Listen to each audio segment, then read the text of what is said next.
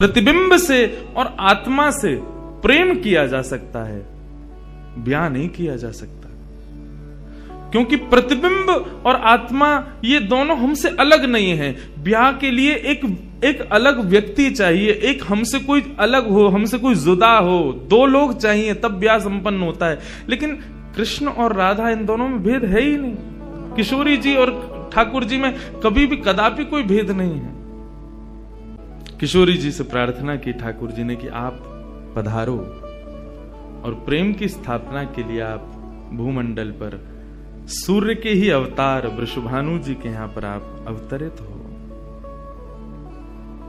तब किशोरी जी ठाकुर जी की बात मान करके और वृषभानु और कीर्ति के यहां पर अवतरित होती हैं। किशोरी जी का जब अवतार हुआ, जब अवतरण हुआ, कब हुआ? सुबह के 4:40 पर।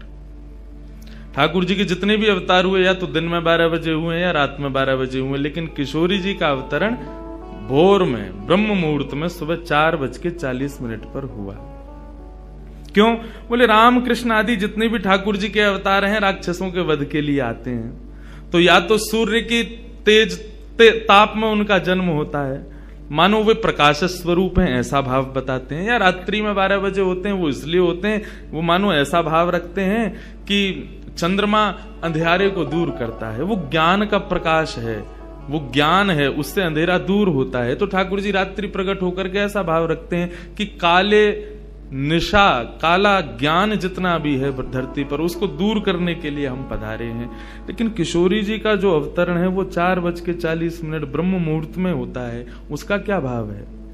बोले 4:40 ब्रह्म मुहूर्त के बाद सूर्य प्रकट होना प्रारंभ होते हैं। मतलब सारे मंगल कार्य ब्रह्म मुहूर्त में होते हैं। चिड़ियाओं का चहकना, कई पुष्पों का प्रकट हो जाना, मानव के मस्तिष्क में आज मुझे क्या करना है, वो दिव्य चेतना का प्रादुर्भाव होना, ये सब कुछ सुबह ब्रह्म मुहूर्त से प्रारंभ होता है। और सबसे बड़ी बात, सूर्य प्रकट होते हैं, धीरे धीरे धीरे धीरे अंधेरे को दूर करते हैं और धीरे धीरे धीरे गतिमान होते हैं 12 बजे तक। तो किशोरी जी का प्रादुर्भाव ब्रह्म मुहूर्त में हुआ, इसका ऐसा भाव बताते हैं कि मानो वो प्रेम जिस प्रकार प्रादुर्भाव से लेकर के और आगे के गंतव्य तक नित्य प्रति बढ़ता रहे, उसका वर्धन हो, वर्धन करने के भाव से किशोरी जी ब्रह्म मुहूर्त में पधारी।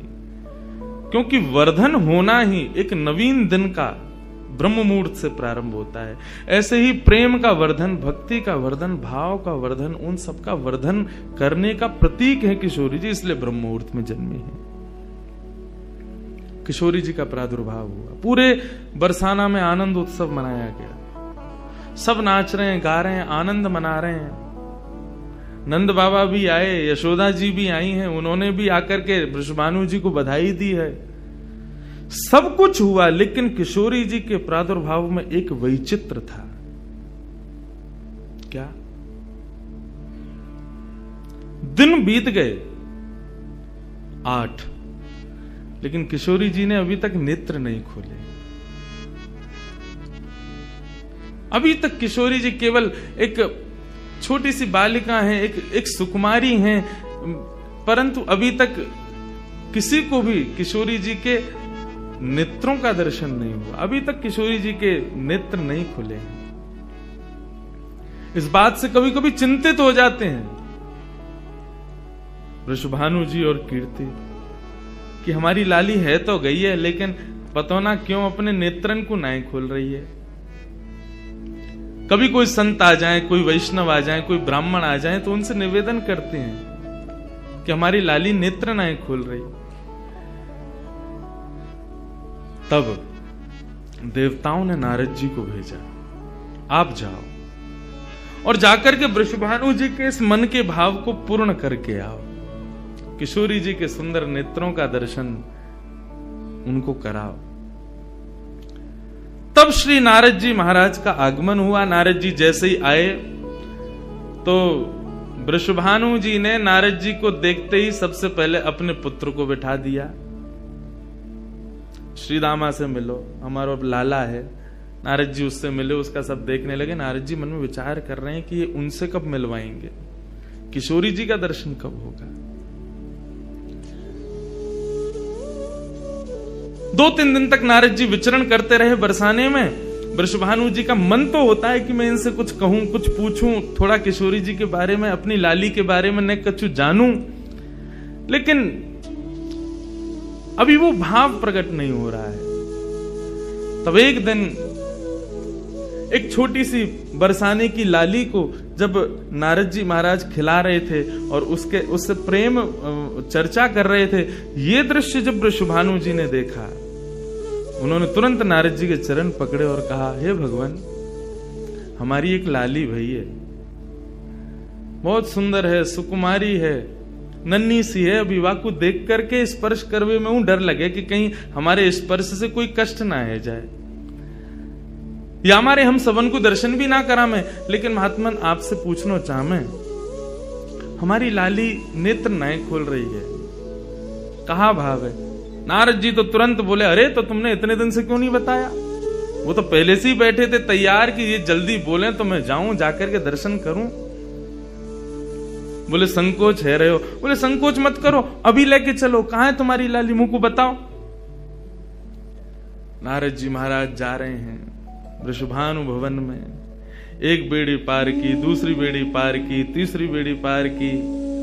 जैसे ही भीतर पहुंचे हैं, सुंदर सुगंधी भीतर से प्रकट हो रही है।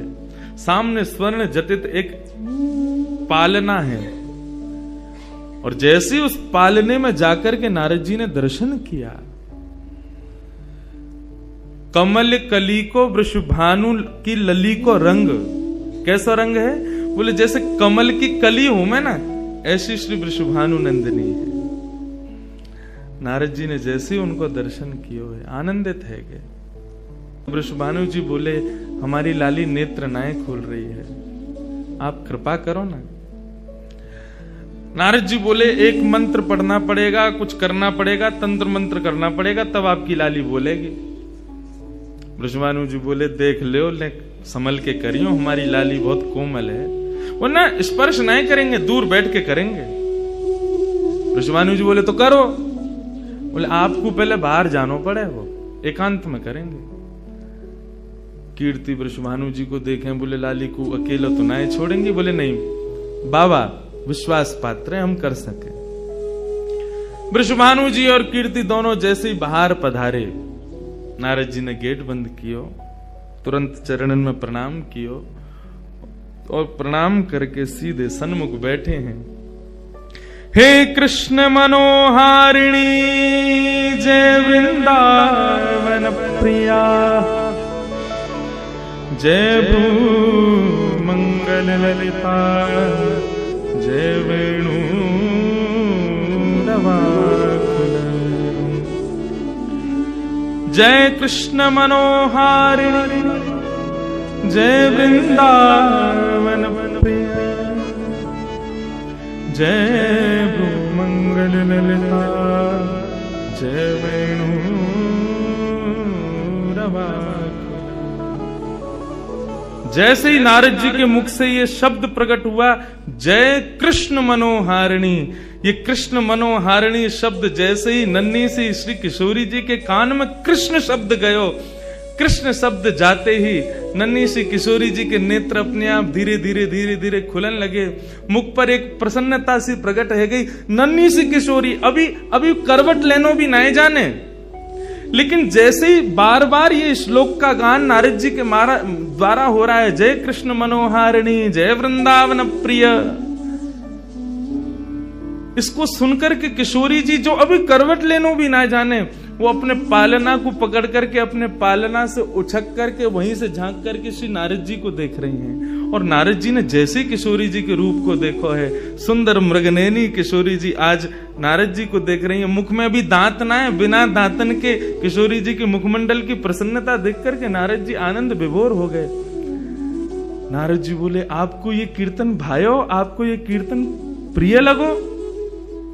किशोरी जी के मुख से केवल किलकारी निकल रही है। नारद जी ने उठाई अपनी वीणा करताल और जय कृष्ण मनोहारिणी जय वृंदावन प्रिय, और इसी का कीर्तन करते हुए वहां नाचने लगे, नृत्य करने लगे। चारों ओर घूम रहे हैं। बीच में पालने में श्री किशोरी जी बैठ करके और करताल बजा रही हैं और करताल बजा करके आनंदित हो रही हैं। ब्रजभानु जी बाहर खड़े, बोले कि भीतर तो कीर्तन चल रहा है, करताल की आवाज आ रही है, वीणा बज रही है। तभी उनने कान लगा करके सुनो तो नारद जी गा रहे, जय कृष्ण मनोहारिणी, जय वृंदावन प्रिय, जय भ्रू मंगल ललिता, जय वेणु रवाकुल। वृषभानु जी ने ये स्वर सुन लिया, लेकिन जैसे ही थोड़े से गए हैं और खिड़की में जाकर के भीतर झांक करके देखा, अद्भुत दृश्य। नन्ही सी किशोरी, ज्यादा से ज्यादा 8 दिन की होंगी, 10 दिन की होंगी, अपने पालना में पौड़ करके स्वयं को झुला रही हैं, करताल बजा रही हैं। चारों तरफ नारद जी वीणा बजा करके, करताल बजा करके आनंद से किशोरी जी को मुखोल्लास कर रहे हैं। ये दृश्य देख करके श्री वृषभानु जी को एक बार तो मूर्छा आ गई, मैं वास्तव में 8 दिन की बालिका को देख रहा हूं। उन्होंने कीर्ति को कुछ नहीं बताया। नारद जी महाराज ने प्रणाम किया। तब किशोरी जी की सहचरियां प्रकट हुई और कहा कि हे नारद, आपने हमारी किशोरी जी को बहुत सुख प्रदान किया है। जब कभी भी आपको ऐसा दर्शन करना हो तो हम आपको कुछ स्थान बता रहे हैं। गोवर्धन, श्री यमुना पुलिन और ब्रज कुंज, इन 3 स्थानों पर आप जब कभी भी हमारी किशोरी को स्मरण करके यही कीर्तन को गान करोगे, किशोरी जी को यही स्वरूप आपको दिखेगा। ये हमारा वरदान है आपको। नारद जी जाओ, जब कभी भी लाडली को दर्शन करना हो यही भाव से कर लियो। नारद जी महाराज के नेत्र सजल है गए, किशोरी जी के चरणन में बारंबार प्रणाम कियो और प्रणतिपात करते हुए वहां से प्रस्थान कर गए। किशोरी जी फिर से नेत्र बंद करके अपने पालना में पौड़ गई। कीर्ति जी बोली, बाबा आयो, टोना टोटका करके गयो, तब वो हमारी लाली के नेत्र तो खुले नहीं। वृषभानु जी बोले, हे कृष्ण मनोहारिणी। जैसे ही बोले तुरंत किशोरी जी के नेत्र फिर से खुल गए, फिर से अपनी किलकारी भर करके कीर्तन में आनंद विभोर हो गई।